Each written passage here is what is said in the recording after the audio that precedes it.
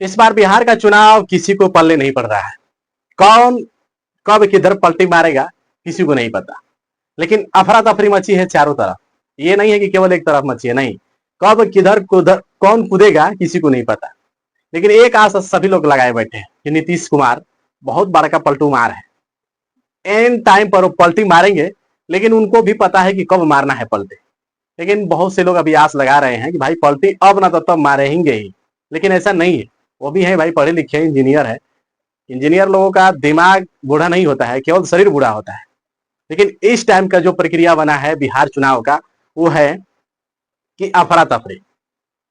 एक तो इधर महा जो गठबंधन है इंडिया वाला, वो भी ठीक से नहीं बन रहा है बढ़िया से। उसमें भी कुछ लोग कह रहे हैं कि हमको मतलब उप मुख्यमंत्री बनाया जाए, तभी अगर आप लोग कहेंगे तभी मैं आप लोगों से गठबंधन करूंगा। इधर कांग्रेस कह रही है कि भैया अगर हमको इतना सीट नहीं दिया जाएगा लड़ने के लिए तो फिर हम अकेले पूरे दम पर लड़ेंगे पूरा बिहार के चुनाव। और तीसरी ये है बीजेपी का। बीजेपी में गठबंधन है, एनडीए जो गठबंधन है जिसमें नीतीश कुमार, जेडीयू और हम और एक और पार्टी है, यानी कि 3-4 लोग मिलकर एक पार्टी बना लिए हैं जो अलग अलग है। लेकिन 2 लोगों को 6-6 सीट मिली है और चिराग पासवान जो है 29 सीट पर लड़ रहे हैं। लेकिन जेडीयू जो है वो लड़ रही है 101 सीट पर, और उतना ही सीट पर लड़ रही है बीजेपी।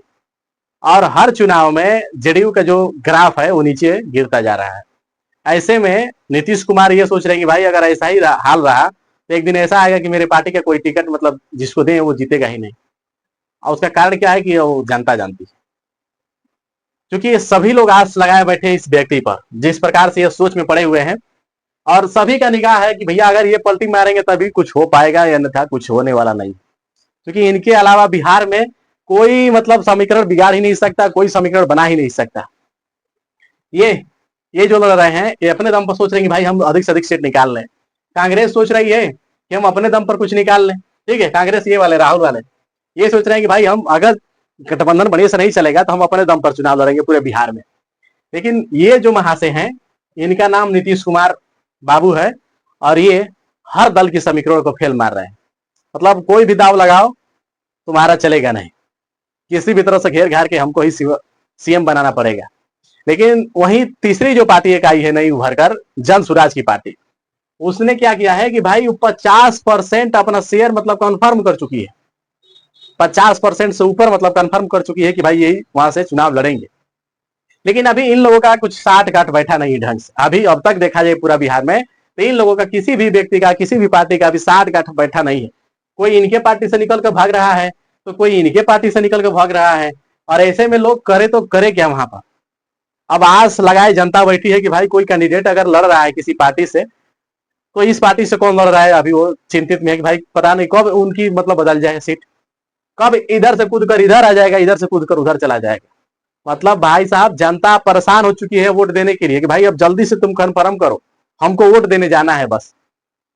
लेकिन नेताओं में क्या है कि भाई अब तक मतलब ना तो गठबंधन ढंग से हुआ बढ़िया से, गठबंधन में भी विवाद चल रहा है कि भैया हम इतने सीट, हम इतने सीट। और इधर नीतीश बाबू भी पूरा प्लान फेल मार रहे हैं। पिछली बार जो इनका टारगेट था 115 पर लड़े थे और केवल कितना पाए थे, 43 की 47 ऐसे मतलब पाए थे, 43 से पाए थे सीट।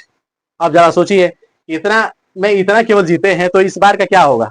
अभी जितना बहुत से लोग इनसे नाराज भी होंगे।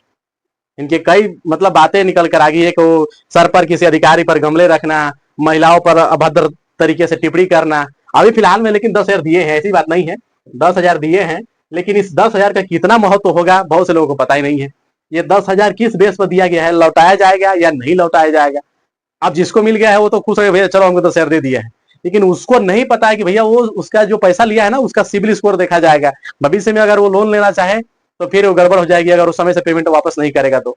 और ये पैसा दिया गया है केवल बिजनेस करने के लिए, केवल बिजनेस करने के लिए। लेकिन बहुत से लोग इसका गलत उपयोग भी कर दिए हैं अब तक।